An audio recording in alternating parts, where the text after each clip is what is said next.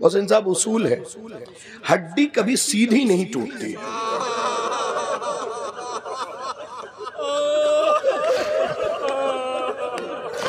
اللہ میرے بھائیوں کو سلامت رکھے، کبھی کوئی دکھ نہ دیکھے.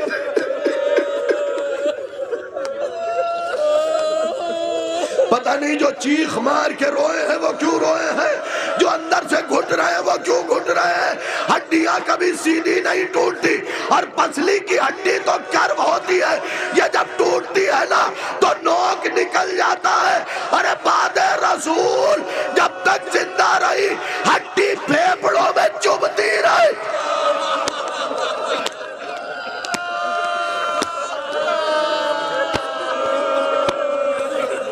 گھروں پہ جا کے روئیے گا اس فطرے کو سوچ، پوچھئے گا حضور ڈاکٹر سے، یہ جو یہاں سے مڑتی ہے نا ہڈی اگر ٹوٹے گی کبھی سیدھی نہیں، برابر سے نہیں ٹوٹے گی، ہمیشہ نوک نکلا رہے گا.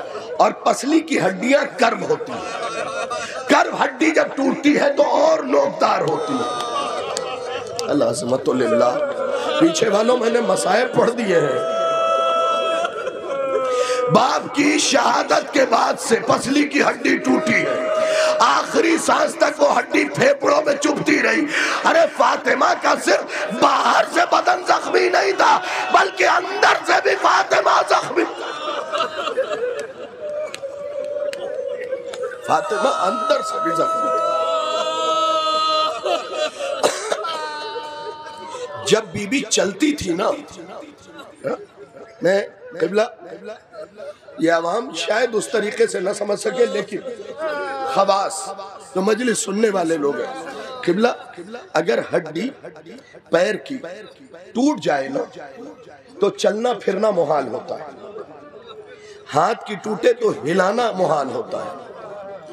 درد سیدھے دماغ پہ اثر کرتا ہے. لیکن آپ کو بتاؤں، علماء ماہرین نے یہ بتایا ہے کہ اگر پسلی ٹوٹ جائے تو سانس لینے میں بھی تکلیف ہوتی ہے.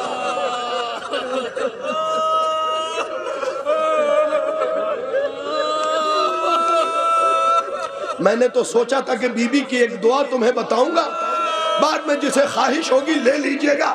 یہ دعا کب بی بی نے لکھوائی ہے پتہ ہے؟ جب بی بی کی پسلیاں ٹوٹ گئی ہیں. تو اس دعا کا ایک عجیب و غریب جملہ ہے. بی بی کہتی ہے میرے اللہ، میرے چاہنے والے کی دعا پوری کر لینا، تجھے واسطہ ہے اس وقت کا جب حسین میرے لاشے پہ بلک بلک کے روئے.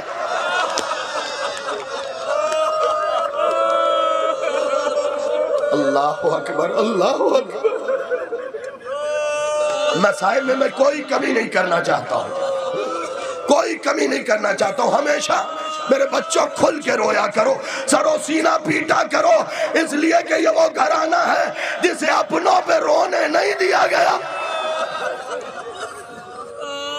میں تو کبھی کبھی تنہائی میں سوچتا ہوں کہ حسین کس مقدر کا مالک ہے، کبھی کس مقدر کا مالک ہے حسین کہ اپنے بچپن میں ماں کو تماچے کھاتے تھے اور نوکے نیزہ سے بیٹی کو تماچا کھاتے تھے.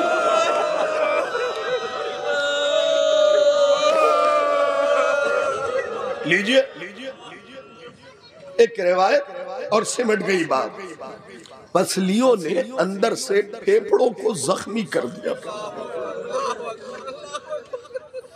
نجف میں لوگ ایک عالم کے پاس پہنچے اور کہنے لگے یہاں کے طلاب یہ پڑھ رہے ہیں اور علماء یہ پڑھ رہے ہیں کہ بی بی داہنی کروٹ موت کی آخری ہچکی تک نہیں سوئی. یہ روایت صحیح تو نہیں ہے. اس عالم نے اپنے بابے کو اتار کے کہا تم داہنے کروٹ کی بات کر رہے؟ ارے سیدہ نہ داہنے کروٹ سو سکی نہ بانی کروٹ.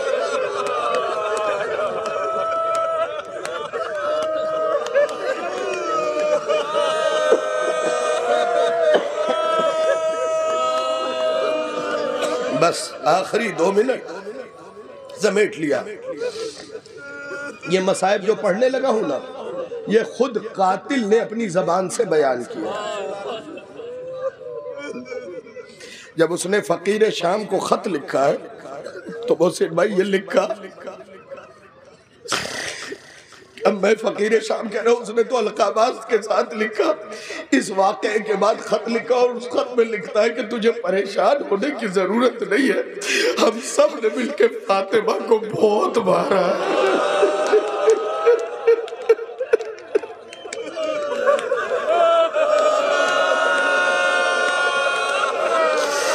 مولانا شبر صاحب دروازے سیدہ پہ 16-17 لوگ نہیں آئے تھے، روایتوں کے جملے مدینے میں پیر رکھنے کی جگہ نہیں تھی۔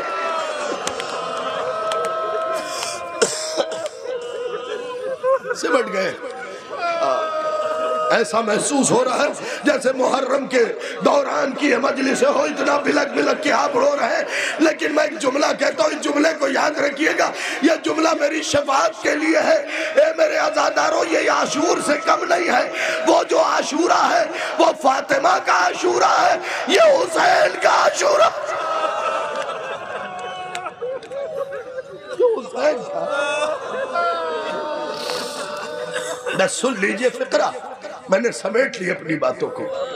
کہتا ہے کہ ہم سب نے مل کے، راوی کہتا ہے کہ میں نے 2 ہی بار ایسی آواز سنی، ایک بار مدینے میں جب میری جوانی تھی، ایک بار کربلا میں جب میں ضعیفی میں تھا۔ کیسی آواز سنیے گا، ابھی 16-17 لوگوں کے نام آئیں گے واٹس ایپ پہ، پھر بتا رہا ہوں۔ ہجوم تھا سیدہ کے دروازے پہ، ہجوم تھا۔ خود جمیل حمودی نے باقاعدگی سے کتاب لکھی اور اس بات کو ثابت کیا کہ در سیدہ پہ ہجوم آیا تھا۔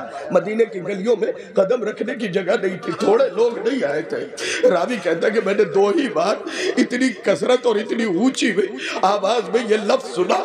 ایک بار مدینے میں جب سارا مجمع کہہ رہا تھا مارو،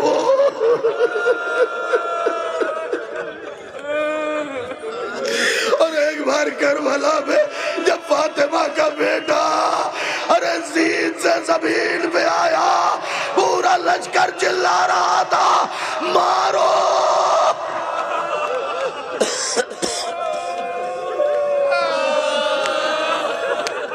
لو یہاں سے جو فقرہ پڑھ رہا ہوں نا، غیرت دار شیعوں کے لیے، غیرت دار شیعہ چیخ مار کے اس فقرے پہ روئے گا، اور مائیں بہنوں کے لیے پڑھ رہا ہوں۔ جب یہ واقعہ ہو گیا تو ایک شخص نے قاتلوں سے پوچھا، تم سیدہ کے گھر میں گھس گئے تھے؟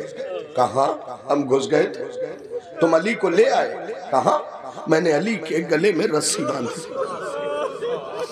آپ نے سن لیا، میں نے پڑھ دیا، میرا پڑھنا آسان، آپ کا سننا آسان۔ جس فاطمہ کے سامنے یہ رسی باندھی گئی ہے نا،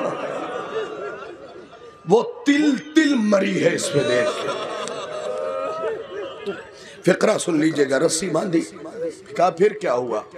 آپ کو بتاؤں، پسلیاں ٹوٹ گئی تھی، بازو سیاہ تھے، کان کے بندے تماچے کی تیزی کی وجہ سے ٹوٹ گئے تھے، سر زخمی تھا بی بی کا۔ کل ملا کے فقرہ یہ ہے کہ سیدہ کھڑی نہیں ہو سکتی تھی۔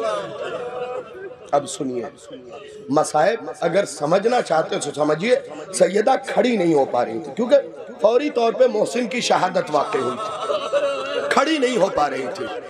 اتنے میں علی کے گلے میں رسی باندھ کے وہ کہتا ہے میں نے کھینچا، میں نے زور لگا کے کھینچنا چاہا مگر علی کھینچ نہیں رہے تھے۔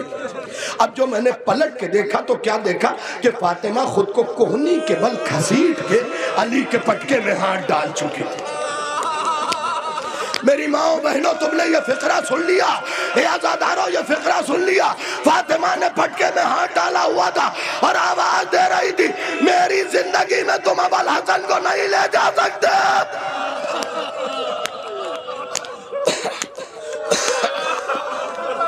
بس آخری فقرہ ہے، بزرگان ساری زندگی یہ مصائب یاد رہے گا۔ کہتا ہے کہ میں نے پھر کوشش کی، کوہنیوں کے بل خود کو کھینچا، کمر کے پٹکے میں ہاتھ ڈال دیا، آگے نہیں بڑھا سکا، میں علی کو کھینچ نہیں سکا۔ میں نے دیکھا فاطمہ کوہنیوں کے بل جا کے علی کے پٹکے کو پکڑ چکی، کھڑی ہو کے نہیں، جیسے لیٹنے کی حالت میں کوئی، کیونکہ کھڑی تو ہو ہی نہیں پا رہی تھی نا بی بی۔ بھئی اونچی آواز میں گریہ کیجئے گا. کہتا میں نے بڑا زور لگایا, جب نہیں کھچ پایا تو میں نے علی کی گلی کی رسی خالد کے ہاتھ میں پکڑائی اور خود قنفذ کے ہاتھ میں تازیانہ لیا اور فاطمہ کے ہاتھ میں مارنا شروع کیا. میں مارتا رہا, فاطمہ چلاتی رہی, اے بابا میری مدد کو آئیے, اے بابا. اتنے میں علی نے پلٹ کے کہا, سیدہ تمہیں میرے حق کا واسطہ, پھٹکا چھوڑ.